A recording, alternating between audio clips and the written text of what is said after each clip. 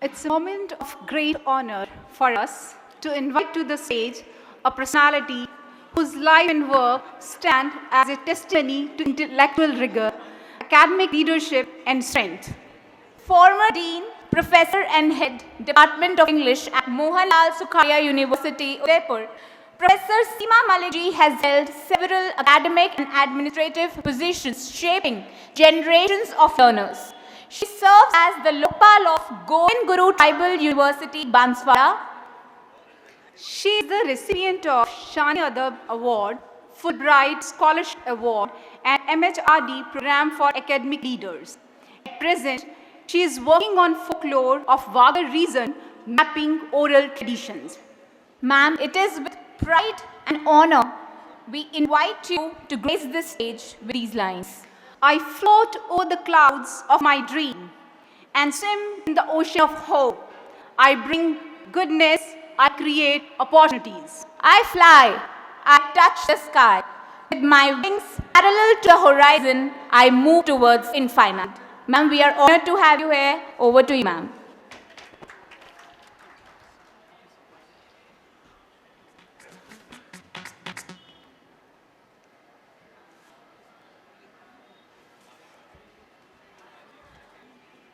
आप सभी साहित्य प्रेमियों को बहुत बहुत नमस्कार, मेरा अभिनंदन।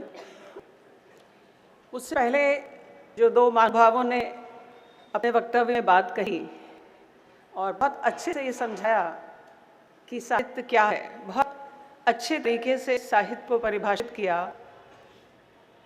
उसके बाद मुझे नहीं मालूम आपको मैं जो कहूँगी वो पसंद आएगा या नहीं, लेकिन मेरा प्रयास रहेगा कि मैं उसमें एक कड़ी और जोड़ूं।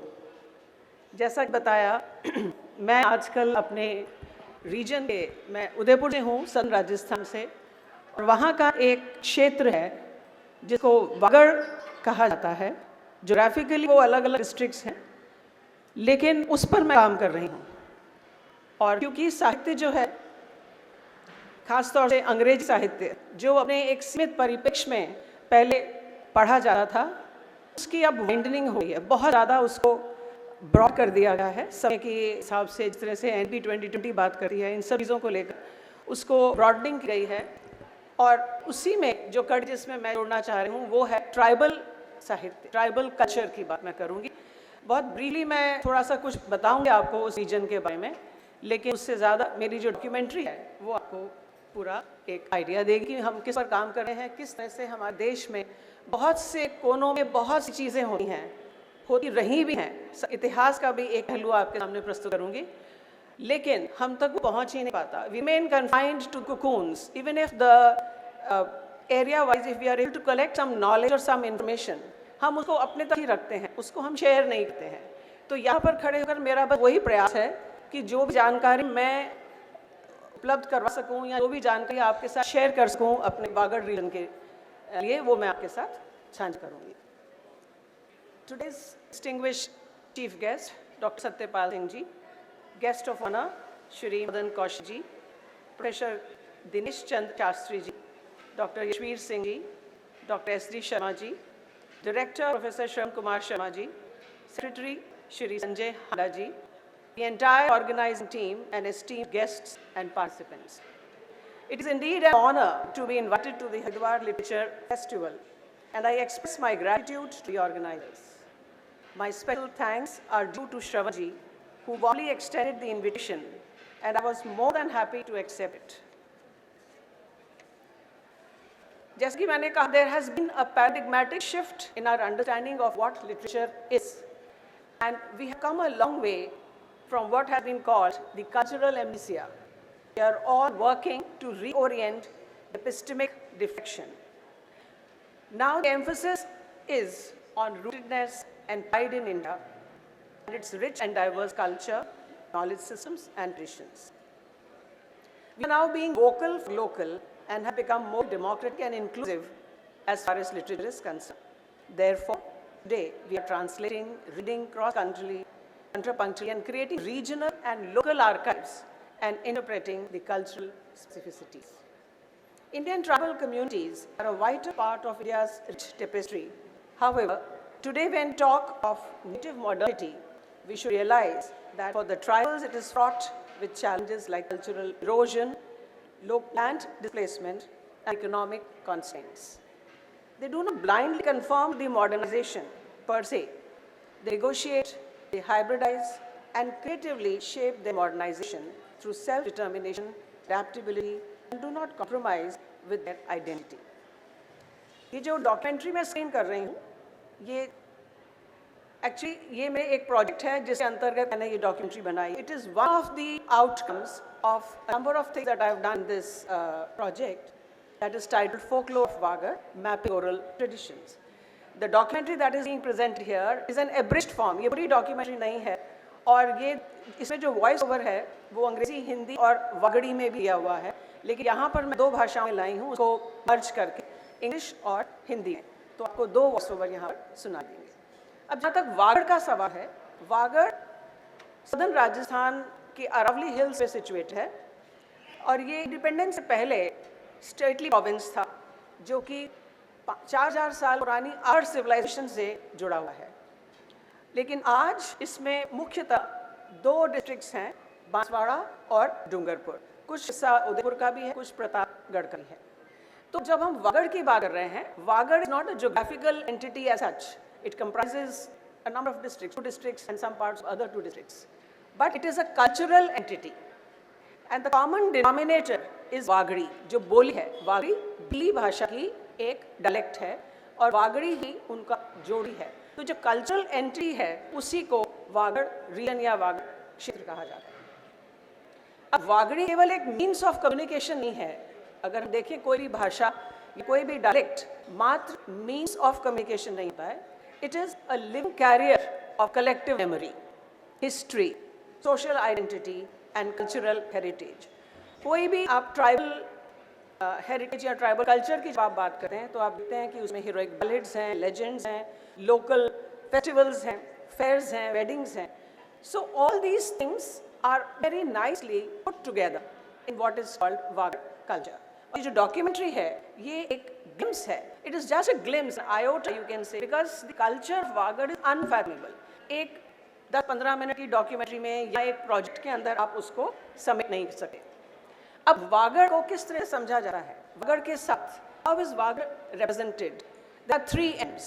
One is Mavji, the other is Mangarh and third is Mahi. Mahi नदी है जहाँ पर बांसवाड़ा में, वहाँ पर उन्हें माही नदी का डैम बना हुआ है और वो बहुत अहम हिस्सा है वहाँ के लोगों का.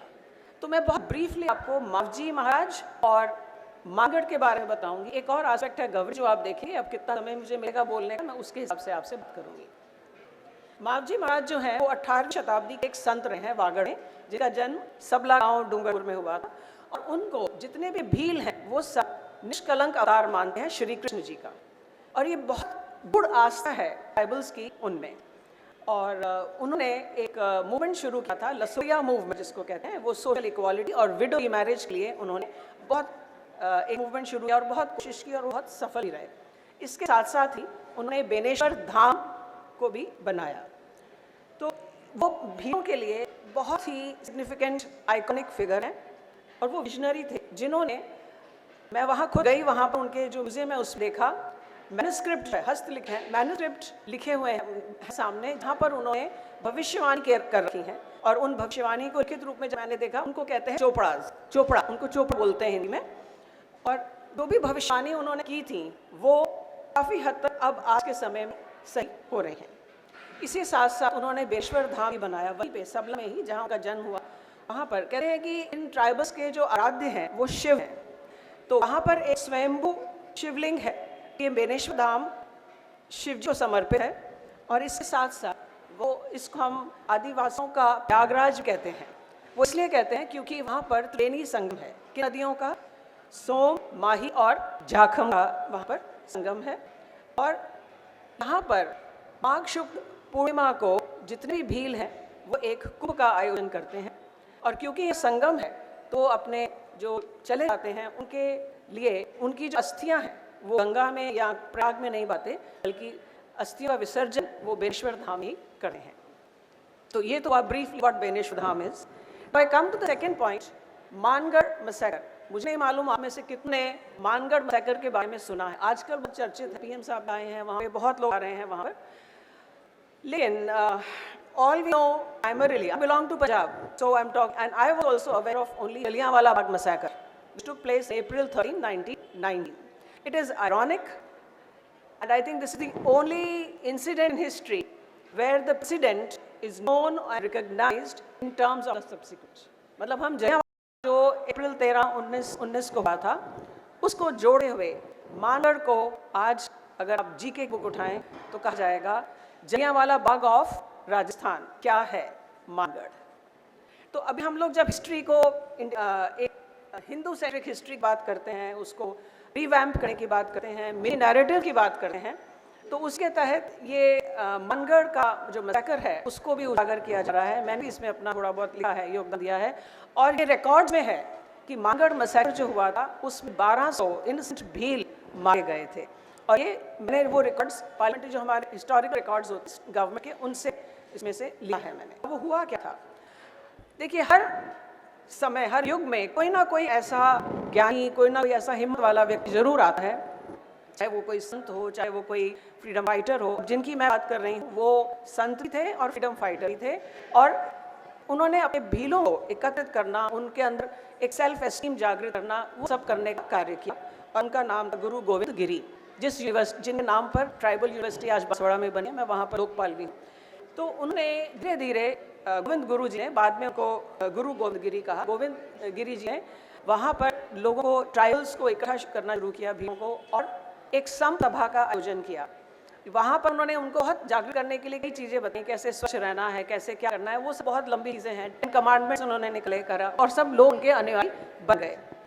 उसके बाद ये था कि टैक्सेशन बहुत ज़्यादा हुआ था उस समय, और इसलिए उन्होंने मार्गशीर पूर्णिमा 17 नवंबर 1913 को उन्होंने मानगढ़, एक पहाड़ी है, अरावली हिल्स वहाँ पर, तो मानगढ़ एक पहाड़ी है, जहाँ पर उन्होंने अपने सब भीलों को आदेश दिया कि वो सब वहाँ पर एकत्रित हों और वो धुनी लगाते थे। ये धुनी परंपरा भीलों में बहुत प्रिय है, बहुत प्रचलित है।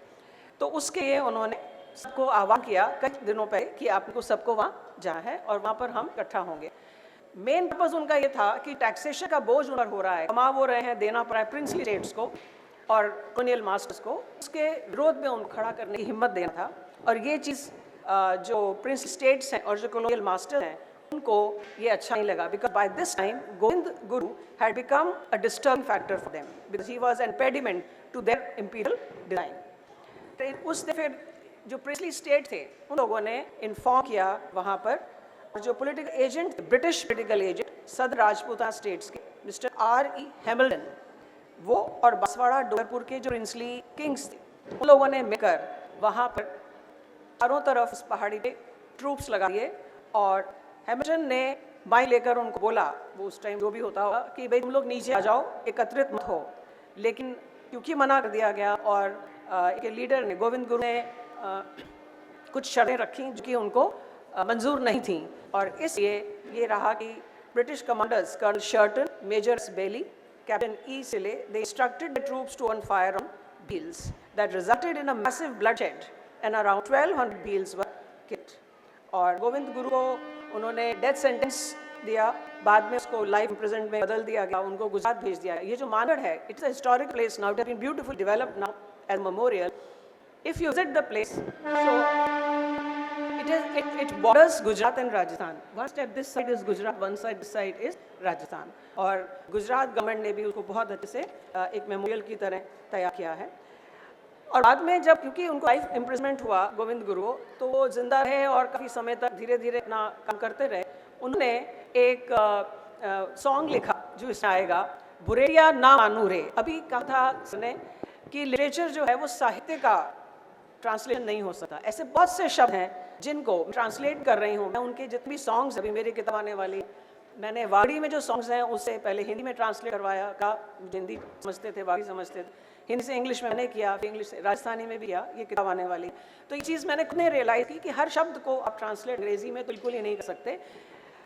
लेकिन एक शब्द है बुरेटिया, उसे देखिए हर शब्द के कल्चरल कॉनोटेशंस होते हैं। अब ये भीली में या वागड़ी में बुरेटिया मतलब भूरा, तो गोरे को भूरा कहते हैं, काला नहीं है, भूरा मतलब गोरा। अब बुरेटिया मतलब कंडिसेंडिंग टोन है, ए बुरेटिया, इस तरह से किसी को आप बेइज्जत से किसी को बुलाते ना, इधर आ, ऐसे करके, तो वो या लगाते हैं।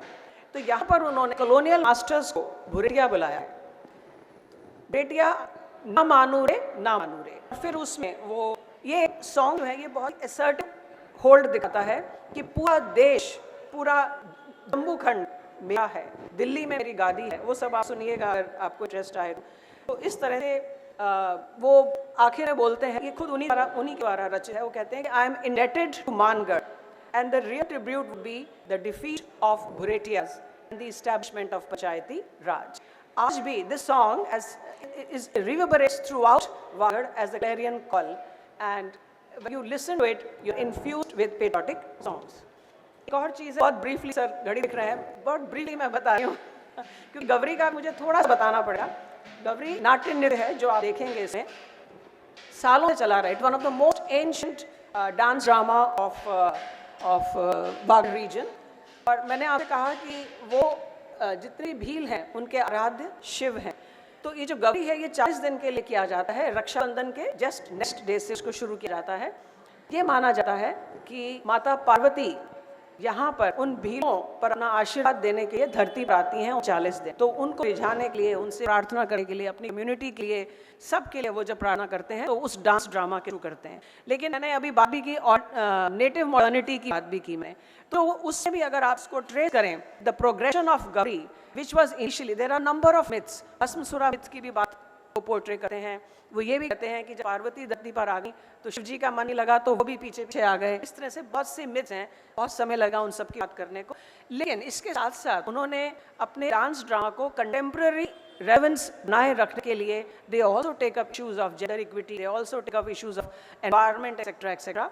तो यहाँ पर इसमें भी बहुत स्ट्रिक्ट रूल्स हैं कि वो नॉनवेज नहीं खा सकते, वो किसी भी तरह की क्या कहते हैं कंफर्टेबल लाइफ नहीं जी सकते, ज़मीन पर सोना है उनको, और सारे 40 दिन अपने घुंघरू नहीं उतार सकते। ऐसी बहुत सी चीज़ें हैं।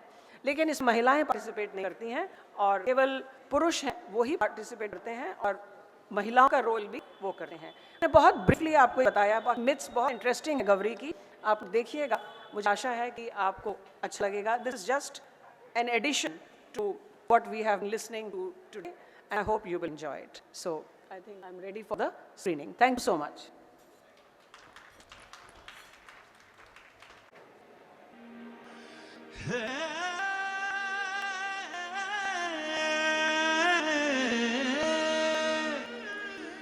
माहिरो पानी जट और Mavji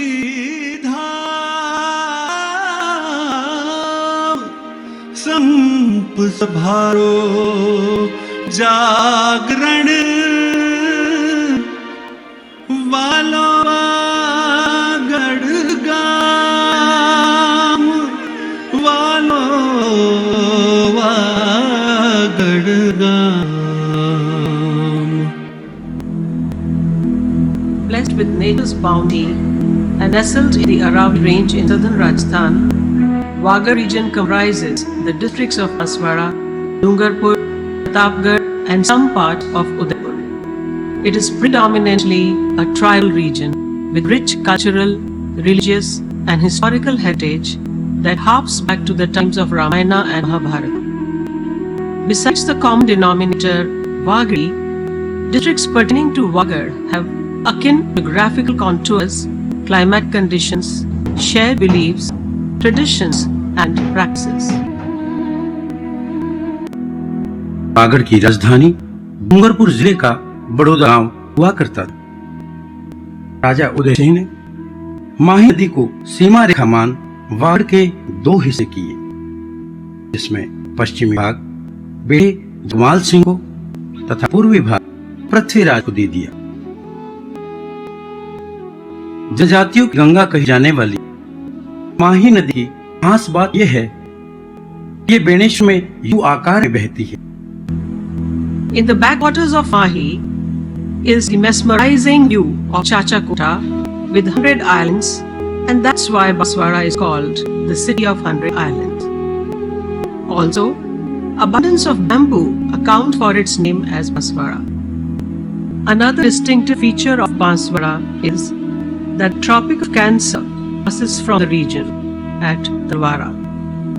It is interesting to note that a pair of Kaltaru is flourishing in Banswara since a long time.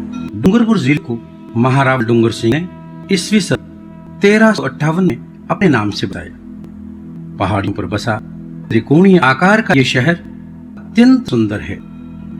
इस जिले का कुल क्षेत्रफल 3770 वर्ग किलोमीटर है। डूंगरपुर शहर के मध्य में गैप सागर झील भी सौंदर्य और निर्माण का अद्भुत नमूना है। इसके साथ ही ये जिला लिंगानुपात में भी अव्वल है।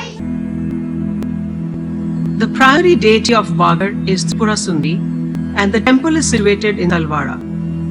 Tribal people worship Tripura Sundari as Tardei Mata. Tardei means the deity who grants wishes instantly. 15वीं शताब्दी के परमार वंश के राजा पुंडरीक द्वारा निर्मित अथुना मंदिर ऐतिहासिक, पुरातात्विक व तात्विक दृष्टि से महत्वपूर्ण है। एक गूंज मुझे नहीं सुनाई दे रही है।